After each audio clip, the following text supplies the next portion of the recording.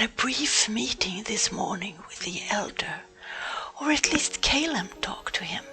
I listened and tried to understand. He told us to find the deep mine and the abundant iron deposits spoken of in the myths. The villagers need iron for their smiths. He also knows that we need iron. He will give us more tasks if we fulfill his request and come out alive from that mine.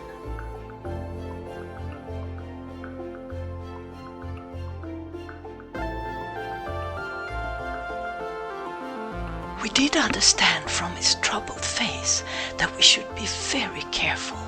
The few looters that survived came out running and screaming after working there for some time.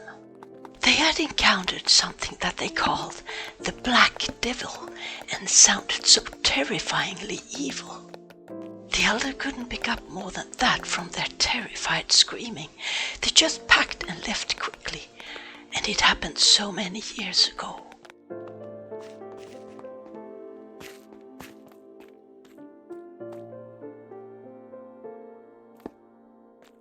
The villagers speak a different language, an ancient tongue that I have never heard before. But Kalam knows a little about those ancient languages from all the travels he has made in his life, long before we met. That is the reason to why only Kalam had meetings with the elder so far. Still, he doesn't understand everything he says, and the villagers' humming is even harder to understand. Both of us are trying to communicate with them the best we can, but it goes very slowly. I simply cannot find any pattern in their language.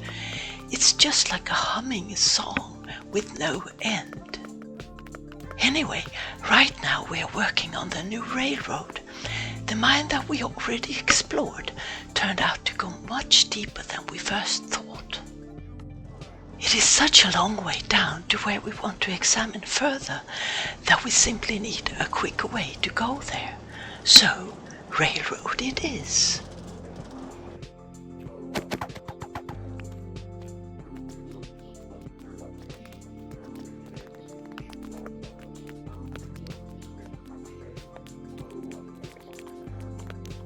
The deeper we go, the darker it is, and the harder is the stone to mine. But we found some small deposits of iron and redstone while digging.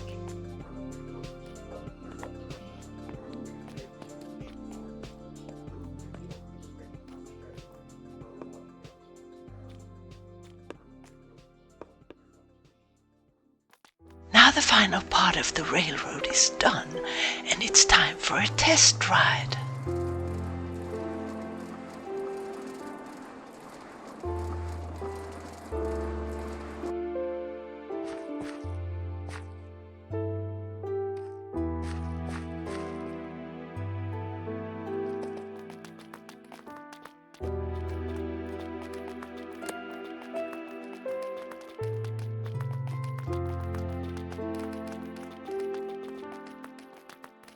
We run farther and farther down the deep mine, and it seems to never end. We are looking for treasures, for iron, coal, redstone, gold, diamonds, but only find a little so far. We also keep our eyes open for the so-called Black Devil that was so scary to the looters. But so far we have only met some zombies and skeletons, and we have gotten used to those.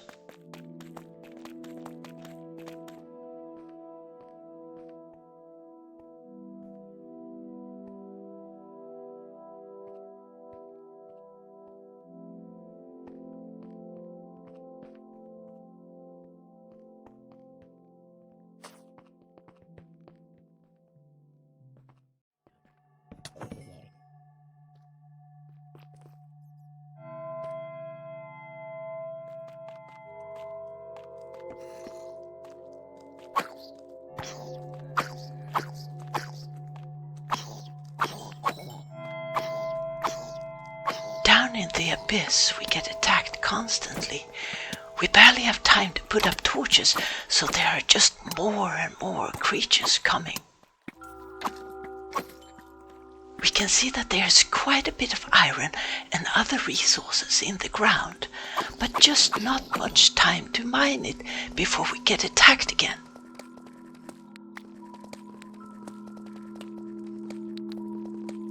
Redstone is something that we will need a lot of. It is the fuel for all the mechanics that we need to build.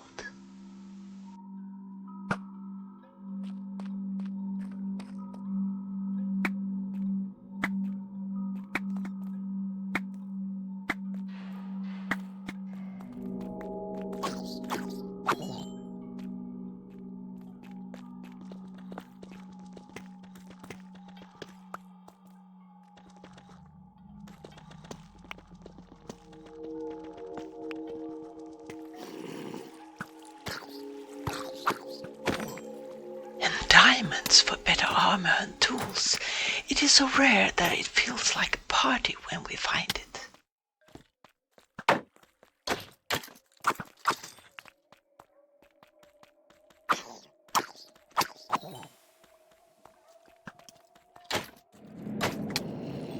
Kalam learned from the elder that we should look for tuff. If we find that, we will probably find a bigger deposit of iron. That much he heard from the looters all those years ago.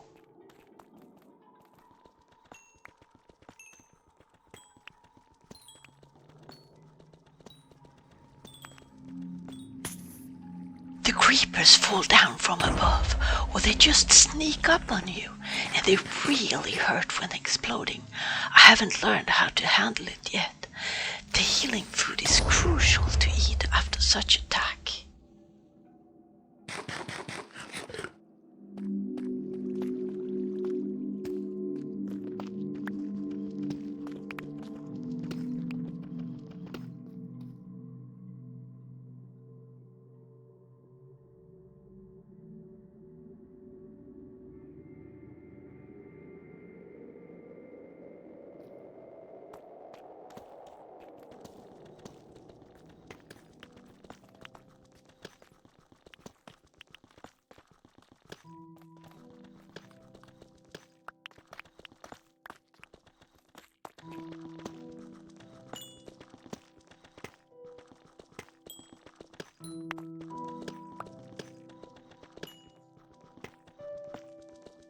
But we constantly get interrupted.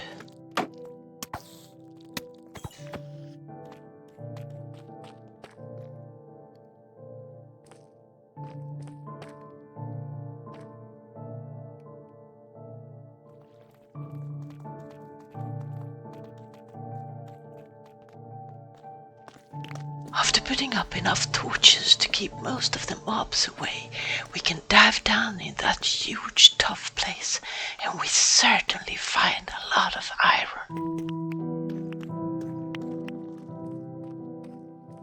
The amount of iron within the tuff is more than we have ever seen.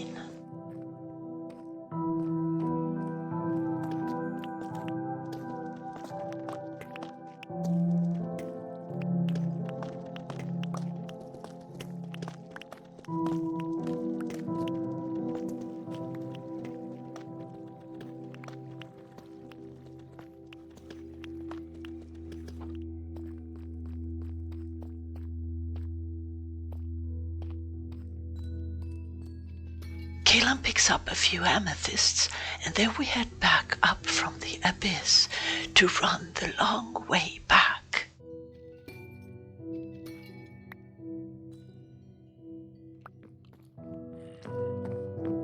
Coming through the looters' mine shaft that we passed on the way down, we get attacked again, and this time there are hordes of everything attacking.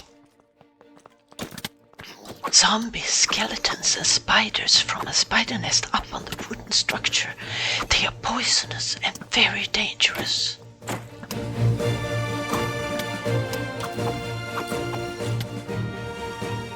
But Kalam just can't keep from mining when he spots something that we need.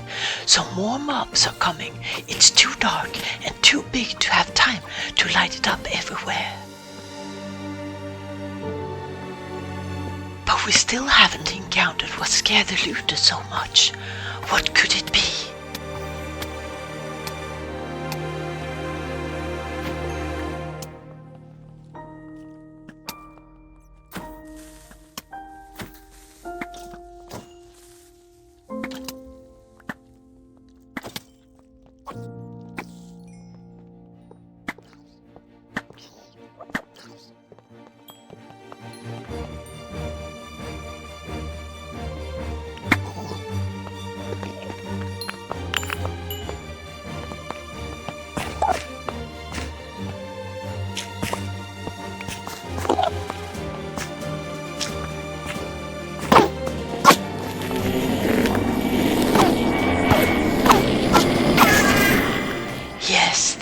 man was certainly the black devil that scared away the looters.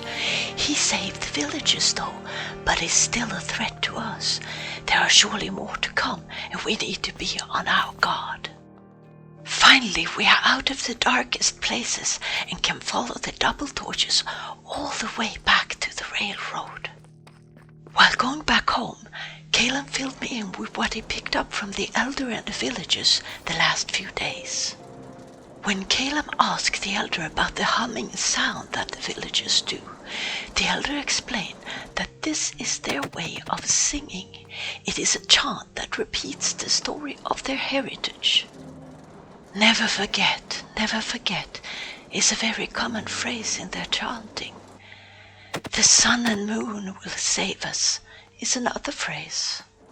This refers to the dark years when the looters took over, killed and enslaved the people in the village. They once were a happy people, singing the songs and doing the crafts, but the looters prohibited anything connected to their heritage or culture. At first the intruders ridiculed the people for their culture. When they still continued singing and crafting, the intruders forbid it all, and the punishments for breaking the rules were hard.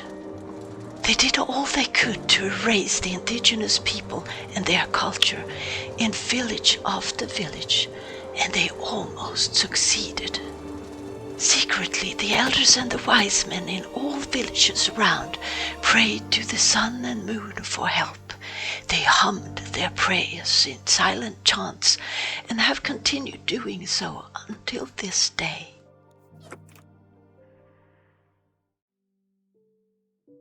The next morning we met the elder again. This time all the villagers gathered around and looked at us like they were inspecting us. The elder was very happy to see us back, surprisingly, and thanked us for the iron we gave him. This will be of much help, he expressed. He had a lot to tell us, talking with his arms, face, and his entire body when we didn't understand him. We could tell he was eager and wanted us to listen closely. He told us to plant sugar canes from which we should make paper. We didn't understand why, but they will need paper and don't have the means to make it themselves. They will pay us greatly if we do this. From the paper we can also make maps, which we will need on our exploration trips. The sugar growing on the river shore will support us with paper for our maps for now. Also, he gave us the advice to travel around and find other villages. Their inhabitants might be suspicious, but he will send a message that we come in peace, so we will be received well wherever we come. The first trip should be done today, he said. After that, we need to focus on finishing the house so we can get settled. He showed with a hand on his heart how nice he thinks my house is. I am honored and a bit surprised. I made a few maps from the papers we had, and now we are out mapping the nearest environment. We visited several villages and introduced ourselves with gifts of iron and paper, since the elder told us to do so. On this first real exploration trip, we found many interesting things besides the villages that we found. There is an ocean to the north of our home, and there are some islands with only giant mushrooms and funny-looking red cows, called mushrooms, I'm told. Besides all the forests we went through, we also found several strange structures in the nature. I will continue building on my house next week. It's such a big project, and I just have to continue till it's finished. The elder has said a lot that we didn't understand. We will have meetings with him almost every day to understand what plans he has for us. I just don't understand why he's so eager giving us tasks to do. It's like he's preparing us for something bigger. Whatever that might be, we will have to figure out next week.